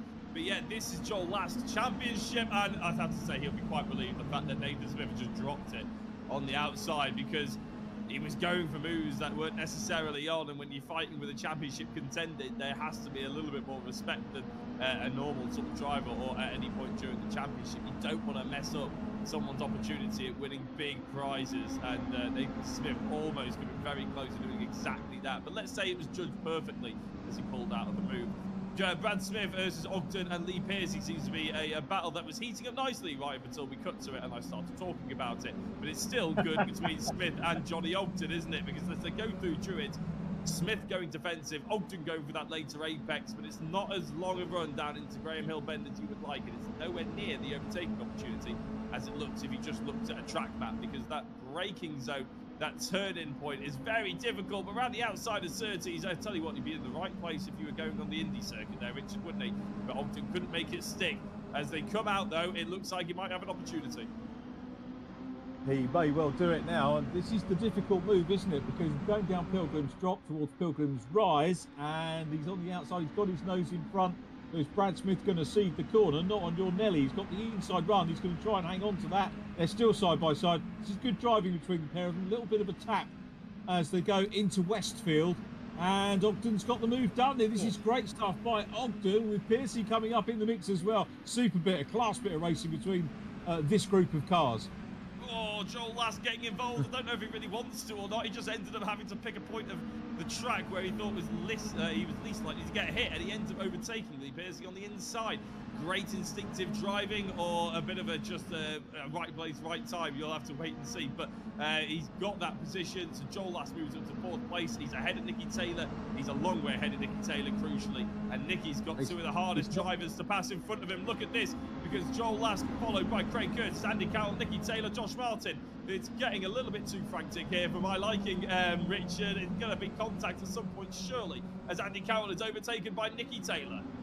Yeah, Taylor's not that far behind Joel Lask now, is he? He's closing in on him. He's got Josh Martin, who I think is the fastest man on track at the moment. Josh with fastest lap, as I sort of glance across and have a look down, who's got that 3 points at the moment. Nicky Taylor's not that far away from the fastest lap as well. So let's see what Taylor can do. Martin, of course, started... was in front of Nicky Taylor early doors, but Taylor's got that advantage. Now he's going to have a look up the inside. Nicky Taylor being shadowed by Josh Martin, who's having a good run through as well, but it's still Laramie out front by 3 seconds, and he's doing the right thing for a reverse grid and getting away. Johnny Ogden 2nd, Brad Smith in 3rd, and then this big gaggle. There is a gap now developing from 4th place, Joel Lask, and Joel will try and get away. We've got Josh Martin on the outside run there, and trying to make up a place. But yeah, this is all very, very frantic here. Is Josh Martin going to be able to hang on? He's actually lost a bit of ground to Nicky Taylor, which he'll be disappointed with. Lee Piercy behind him. Laramie 3.5 seconds bit. Quick check on the fastest lap. Taylor with a 137.3. And is it still with Josh Martin 137.2? It is still Josh, yeah. Yeah, I was going to say, keeping an eye. This time I actually read the right column. to figure that one out. Which always helps, doesn't it? But Andy Carroll versus Lee Pearcey. Now again, Carroll trying to chase back to Brad Smith, who does seem to be dropping back and such. He's got some faster drivers around him now that might see him drop back. Craig Curtis, Nicky Taylor, Andy Carroll, obviously, and Lee Pearcey was in the battle with him earlier on. I think Lee is sort of in the midst of getting dropped by a few of the quick drivers coming through. That might be where we see Brad Smith in about a lap or two's time, because there's still 15 minutes in this, Richard, which means there's still lots of overtaking that needs to be done. But Paul Laramie, my goodness, what a race he's had so far. 3 seconds to the good ahead of Johnny Ogden. You can see just about flicking through the shots there as we focus on the rest of the action. The crucial thing for him there, Richard, will be, can he keep this plus 3 second gap once Joel Lask and the likes get through Johnny Ogden? How long is it going to take before Johnny Ogden cracks, which at the moment we sort of talk about as that it is inevitable, but you never know, he can keep them behind for the next 14 minutes. He could well do. I mean, bear in mind last week we were talking about Lee Pearcey and whether the gap was going to come down. Ultimately it didn't. He held on to it, held his nerve, drove an absolute blinder. We need to keep our eyes as well on Brad Smith. The gap between Brad Smith and Andy Carroll is, at the moment, Smith has got the provisional 3rd place in the championship. I think because we've got Carroll down in 9th. The gap was 8 points when he was in 8th place, so it's now 9 points, the gap, which means that he'll have the 3rd place by 4 at the minute. And that was largely because we saw Josh Martin go up into 8th. I'm not sure how much progress Carroll can make further up the order, but we are seeing some changes. So Ogden and Lass still chasing Laramie. The gap now showing up as around about 2 seconds. So I think it is getting closer between Lask, Ogden and Paul Laramie out front as we watch Brad Smith in 4th. Now, of course, as well as looking for Carroll making moves, we could see Brad Smith lose a couple of places here over the next couple of corners. He's got Craig Curtis and Nicky Taylor, 2 hard chargers right behind him. And of course, Taylor wants to catch and get past Joel Lask if he can. Remember, the gap between those coming into this is 3 points. And where Lask is at the moment in 3rd place, I think it's going to be difficult, even with 12 minutes on the clock, for Nicky Taylor to overcome that 3 points, unless he can maybe grab a fastest lap, but punts into the back of Craig Curtis, who goes sideways, collects it all up. Curtis down to 8th place, Carroll down into 10th place now, so he's lost more points of his chase of Brad Smith. But yeah, still more drama to come, I think, as they come up. I was going to say 3 wide into Hawthorns, but they managed to sort themselves out and pretty much go through line and stern.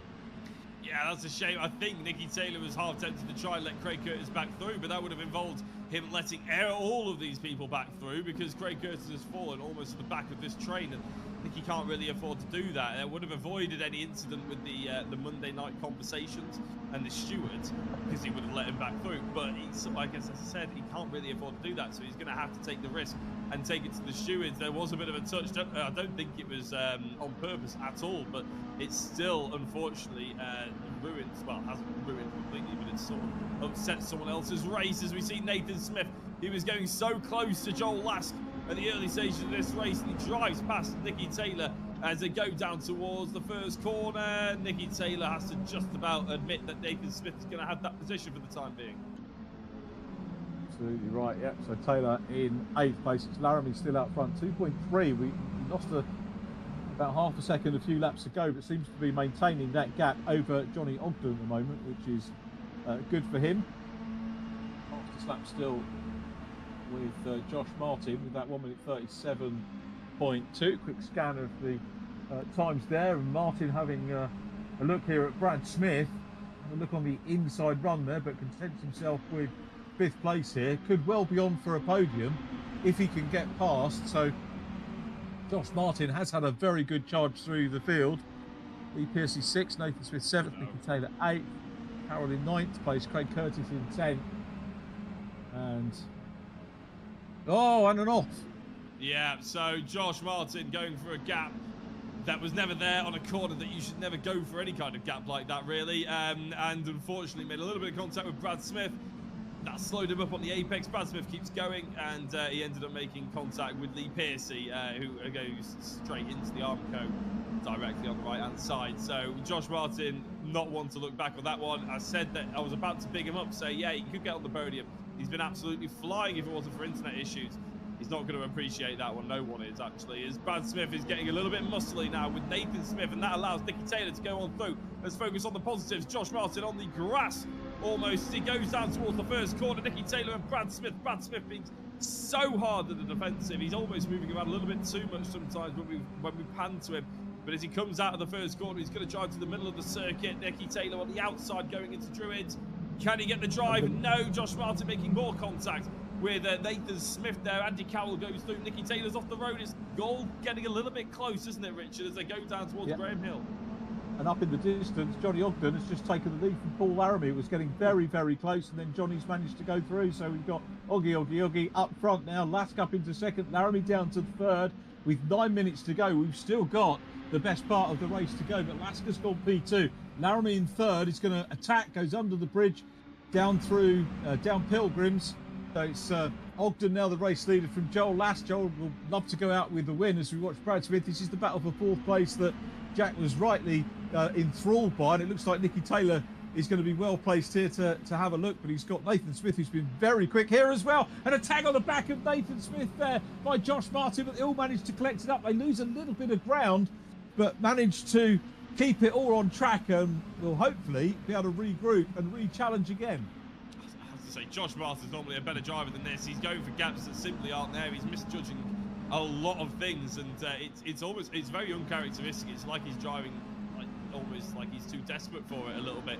Nicky Taylor, Clark Curve is having to defend from Nathan Smith after failing to get past Brad Smith, who, as I said, is moving around quite a lot. I don't know whether it's moving around too much. We'll leave that one to the stewards to decide. But Nathan Smith versus Nicky Taylor with Brad Smith down through the middle. Nathan Smith on the inside does what Nicky Taylor's been failing to do for the last couple of laps.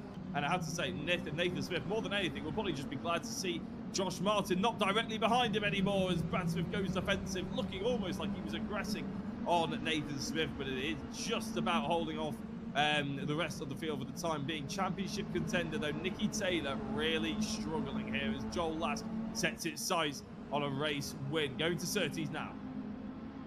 Yeah, Joel Lask is challenging, but Nathan Smith, I'll tell you what, this has got that real life end of term feel to it, which you very often get at the end of the year. Typically, though, when a championship's been decided, we haven't had that yet, but it has got that feel of everybody just having one last blast to try and get their best result. And Nathan Smith has driven inspired so far. He's maybe been a little bit ragged at times, but he's just been going for it and has really shown his pace around the track. We've got Brad Smith in fifth, Josh Martin, Nicky Taylor still there in the mix as well.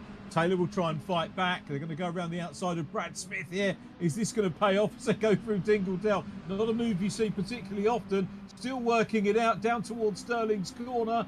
And Martin's got the inside run. Nicky Taylor could be ringing this one well to try and follow him through as well. Hasn't quite worked for him. Didn't get the momentum there. Slots back in behind Brad Smith does Nicky Taylor. It's Oulton from Lask still out the front with 0.3 of a second between them. Nathan Smith starting to get away to try and close down on Paul Laramie. Nicky Taylor now to the outside of Brad Smith. Nathan Smith getting away from the group now in fourth position. So this for 5th, 6th, 7th, 8th and 9th place. Craig Curtis at the back of the this little gaggle of cars as Nicky Taylor now tees up the inside as they go through Paddock Hill Bend, and he's got his nose on the inside as they exited Paddock Hill Bend up Halewards into Druids. Position gained for Taylor, unless Smith can hold on to the outside. No, he can't. So Taylor, that was hard work and very much what Jack was saying about building up momentum, working towards getting the pass done. Exactly what Nicky Taylor did there to get into 6th place. But it's still Ogden from champion, dare we say, champion-elect Joel Lask in P2 at the moment, with Paul Laramie still in 3rd. Nathan Smith has just decided to pull over to the side of the road. He was in 4th place at one point, and look at this. He's just literally let all of those drivers through. He was doing it into Surtees.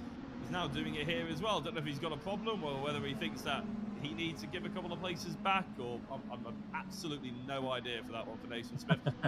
But Joel Lask, yeah, you're right. He's hunting down a race win. Josh Martin's managed to pull away Nicky Taylor. These two drivers are the two with the pace underneath them. That's what we saw in qualifying. Andy Cowell was one of them as well, to be fair. And it's getting to the point where I think Carroll's struggling to get through, isn't he? Now everybody's sort of stretched themselves out. It'll be an easier pass, but with a lot less time to play with for Andy Carroll against the likes of Brad Smith. In fact, no, it's Brad Smith versus Andy Carroll, sorry, on the road and in the championship, isn't it? I think Andy Carroll will have jumped ahead of him originally in the last 5 minutes, even if he doesn't make this overtake, given his race 1 result.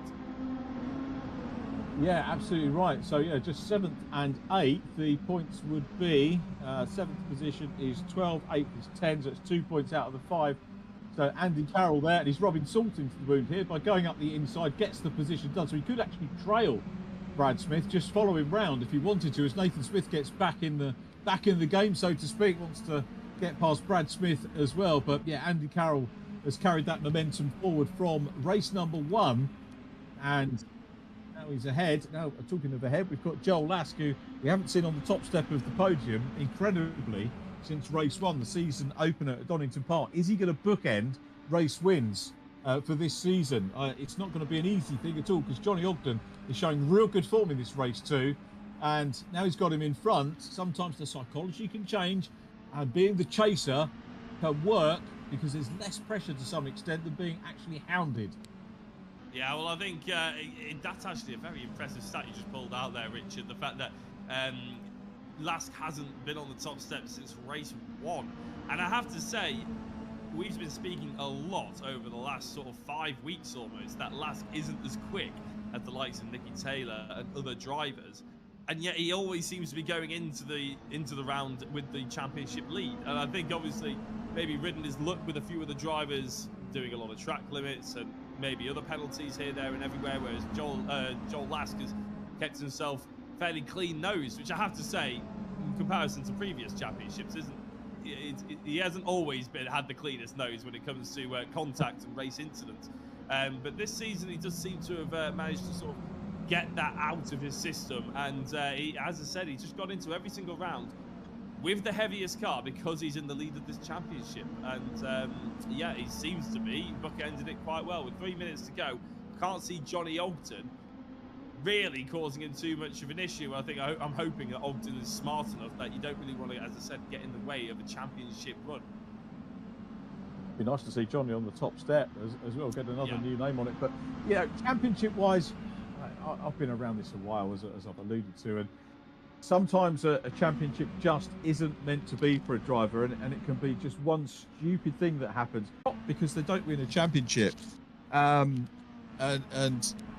you know, Will McIntyre probably has had 2 second places. You know, he had second in Janetta Juniors, second in F4 last year, and his face was like thunder after the F4 finale last year. But from where I was standing, you know, he'd had 2 rookie seasons in those championships, absolute belters, to come second overall in both of those, and yet he wanted to win. A driver wants to win, I get that, but what they don't realise is that your winning seasons are generally, unless you're Ash Sutton, few and far between, and you have to get everything right. Every single thing has to fall in place for you to win a championship, which is what we've seen with Joel. He's been a winning driver. He's coped with the ballast. He's had a little bit of luck go his way, as you mentioned, with, you know, other drivers maybe getting penalties or getting knocks and offs and things like that. It is about skill, don't get me wrong, taking none of the skill away, but things have to all fall into place for you to win a championship, and that's what we see time and time again in racing. And that's the beauty of racing, is you never know who's going to be in that situation year on year and in which championship. Yeah, and a lot of it's about experience as well, of course, to avoid silly mistakes like that. I mean, the fastest driver I've ever shared a track with was Harry King, a driver you commentated on a lot, Richard. And my God, he was electric when he came through in qualifying and stuff like that. You didn't stand a chance. He was going through whether you were in the right circuit or not. It was astonishing. And yet he walked the G55 and he goes into Porsche and he's the quickest out there, but he doesn't help himself for chewing some tyres up or hitting a tyre wall when he's not supposed to. And all these things where the championship is there for the taking if you're sensible and easy enough going. Some drivers just need that little bit of experience, maybe a kick up the backside as well, to sort of get the head screwed on, realise that you know, the mistakes aren't necessarily needed, or it doesn't need to be won on the first lap, on the first corner, or you don't need to be setting fastest laps every single lap.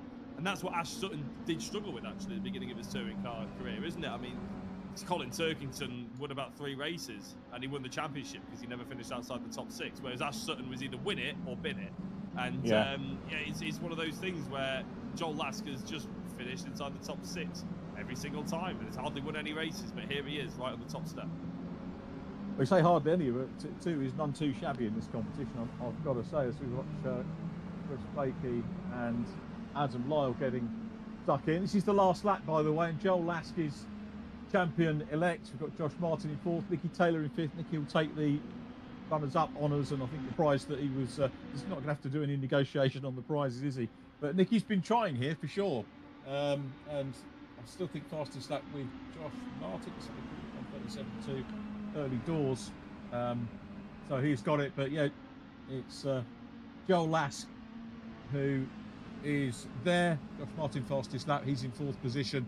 Not going to get a podium interview, which is a little bit of a shame, but it will be Paul Laramie, if things stay the way they are, who will talk to Jack with the 3rd place interview. Johnny Ogden will be the 2nd place interview. Joel Lask for first as he comes down Stirling's for the last time. He'll go under the bridge and head towards a win. And I've got to say, this is actually pretty appropriate, really, that you get someone who won the opening race, but it's always lovely to see a race win going the way of our champion-elect. If this was ITV, I'd have to say, don't forget to say provisional, because they always tell me that. But there he goes, a little bit of showboating, and the race win, and our champion is Joel Lask, takes the win here on Brands Hatch GP.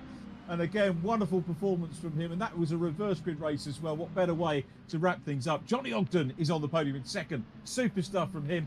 And Paul Laramie takes 3rd. Josh Martin 4th and fastest lap ahead of championship runner-up Nicky Taylor. Craig Curtis takes 6th position. Then we have Andy Carroll, who wraps up 3rd place in the championship with 7th place on the road. Chris Blakey is next up from Adam Lyall, Lee Piercy, Nathan Smith 11th, Brad Smith 4th in the championship. He was 3rd coming into the day, but winds up 12th in the race and 4th overall ahead of Thomas Potter, John Jones and Dave Heasman. Dave Heasman getting the better of Jones, I think, as they cross the line. Yeah, no, plenty of stories up and down the order, but if you want to hear from our champion-elect and, of course, the other 2 podium sitters, then please do tune in straight after this break.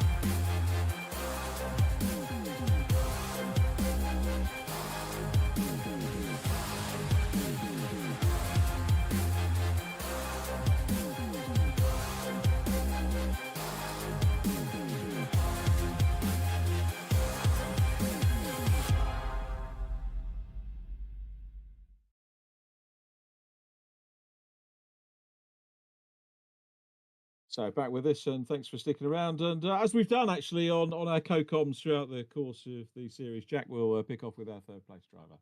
Yeah, Paul Laramie. I said that at the beginning after you took home the 2nd most amount of points at Thruxton, that it was nice to be saying your name, at that part of the broadcast. I have to say, I'm far happier saying your name at this part of the broadcast, though, as well. 3rd place, you must be buzzing with that one. Yeah, really buzzing. Thanks, Jack. Yeah, it was a good race. I managed to get some clean air right at the beginning. It looks like the battling was going behind, so it created a bit of space. I could see they were catching me up as the race went on, but yeah, really happy with the end result. You were leading that one for a large majority almost of the race. It was about halfway through that I think you ended up conceding it. But last time we saw you, you were 2 seconds in the lead, and then we cut to the battle for 4th. Then all of a sudden you were in a pack of 3. What happened there? Because I think it was only about 2 corners where that decided. Yeah, it's at the end of the kind of back straight, as I call it. As I went to the right, I went a bit wide, went onto the gravel. So the next 2 corners had really dirty tyres and just lost so much time. I think I must have lost about 3 seconds to them. They just caught me coming out of the right-hander. So it was a mistake I made, but I knew I had the pace to kind of keep up with them, but just when I lost that much time, I just couldn't recover it again. Yeah, well, yeah. Realistically, though, did you feel the pressure I know you've been in with good opportunities for good results before. You've had podiums left, right, and centre for VRRC, but it has been a while. I don't think you'll mind me saying. Did you feel that sort of at 3 seconds, thinking, "Oh, this could be an opportunity here," because they don't seem to be catching me just yet? It wasn't so much. I definitely knew they were catching, so I could see them coming. But I was desperately trying to say to myself, look forward, not backwards, because it is easy to look backwards in that position. Just pushed a bit too hard into the corner, misjudged it slightly, and as you do, you're trying to push that bit harder to try and keep the gap, and made the mistake.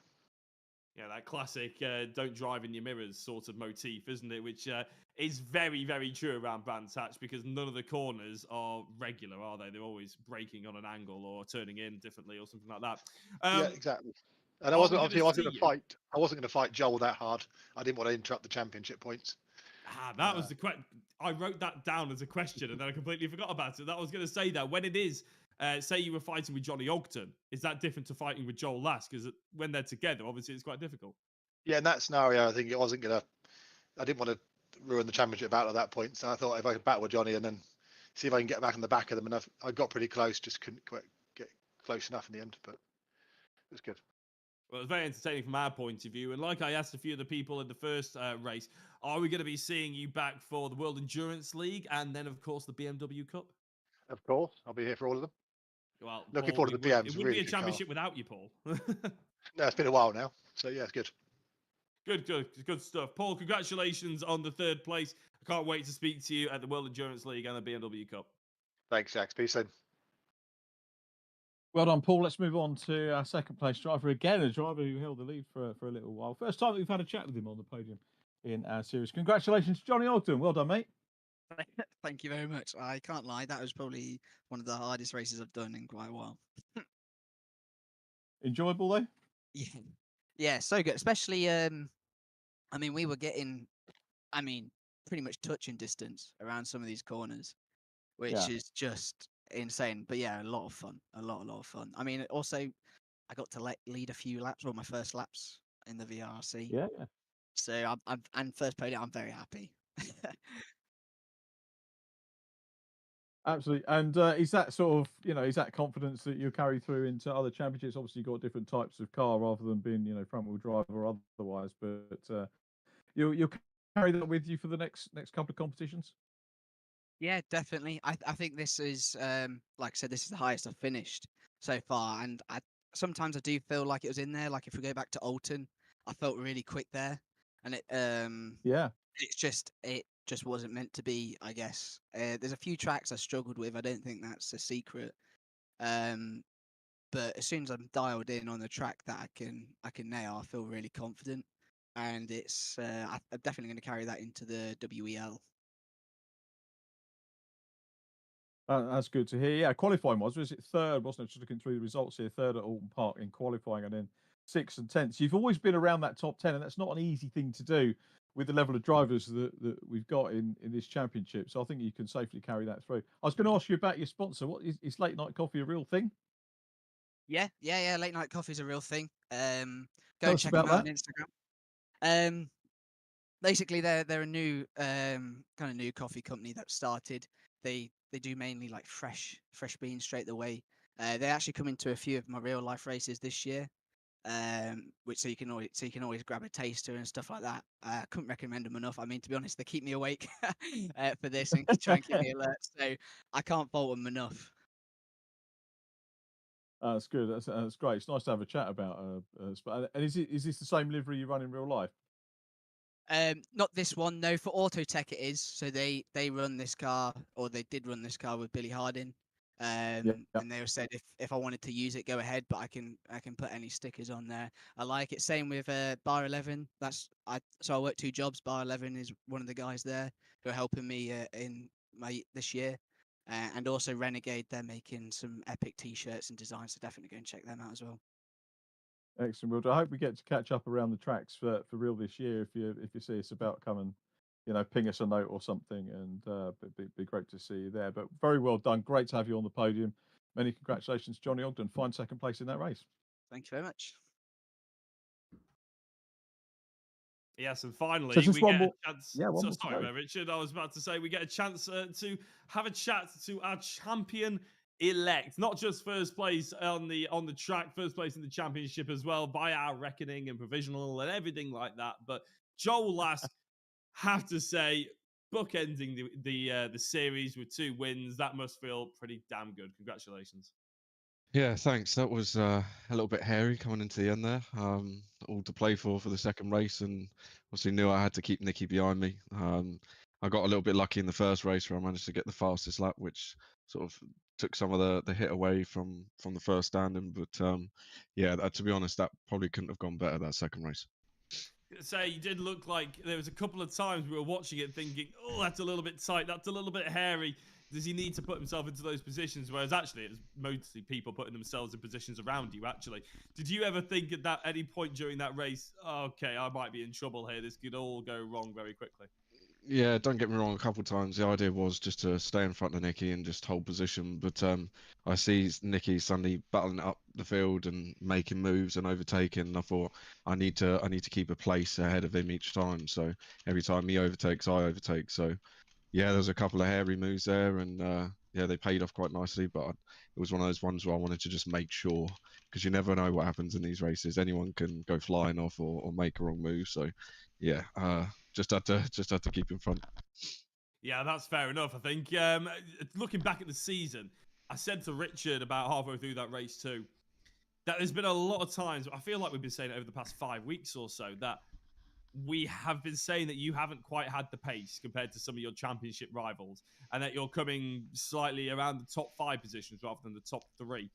Have you felt like that's bothered you at all? Or whether, do you feel like that's a fair representation or analysis or anything like that? Or do you feel like you've always been quite comfortable in the positions that you're in? No, it's bothered me every race. I'm not gonna lie. After the first race at Donington and doing so well and getting the points down, suddenly getting slapped with 45 kilos of ballast was not the one. The car just feels like a completely different animal. The tyres absolutely die. 7-8 laps in, and you're just holding on for dear life. So I will be more than happy to shed this ballast moving on to the next championship for sure. Well, and I'm hoping that you're going to be joining us for the next championship very quickly, before we sort of look back a little bit more on some highlights for you. Are you joining us in the BMW and the WAL? Oh, yeah. As always. I'll be there. Cracking. So looking back, there's been plenty of rounds, there's been plenty of ups and downs. What's some of the sort of highlights that you want to sort of bring out? Favorite tracks, good races, thanks to any drivers or sponsors or anything like that? Sort of give us a bit of a rundown of your season, I suppose. Yeah, for sure. It's got to be Donington. I think I've got quite lucky throughout the middle of the championship with penalties that have come through for other people. Just had to try and keep it clean as possible. Just perfecting my racecraft a little bit, knowing when to back out moves and stuff like that. But it was just being consistent all the way throughout. But yeah, no, big shout out to Phoenix Sim Racing, because without them I wouldn't be able to do this. Big shout out to my dad as well for fixing my rig at last minute for me. I appreciate that massively. But yeah, there's a championship for Phoenix there, so yeah, I think it's well deserved, and it's been a long time coming. The CAMMUS simulation direct drive wheel is the prize. I know Nicky was actually quite keen on getting the second place one, even though he would have liked to win the championship. I'm sure he won't mind too much of the Phoenix Sim Racing, the heads-up display and everything like that. Is that going to be something that's actually going to be added to your rig now, the CAMMUS? Well, I've got a Fanatec sat here, so I'll probably continue to use that. Rich might hate me for saying it, but yeah, I mean, I'm used to this wheel. That's the thing. I know how it works. I've got a good feel for it, so I'll probably not saying that the CAMMUS wheel is a bad wheel, because I know they're great wheels. I've tested a fair few of them. They are awesome, but yeah, I'll probably stick with what I've got. Yeah, I probably didn't set our major sponsor there up for success, did I, asking that question? But yeah, apologies about that, CAMMUS. But yeah, no, Joel Lask, a big congratulations. Is there anybody else you'd like to give a shout out to before we let you go, considering obviously this is your sort of moment over the last 8 weeks that you've been working for? Yeah, just to you guys for obviously doing the commentary, because I know that's a tough gig a lot of the time.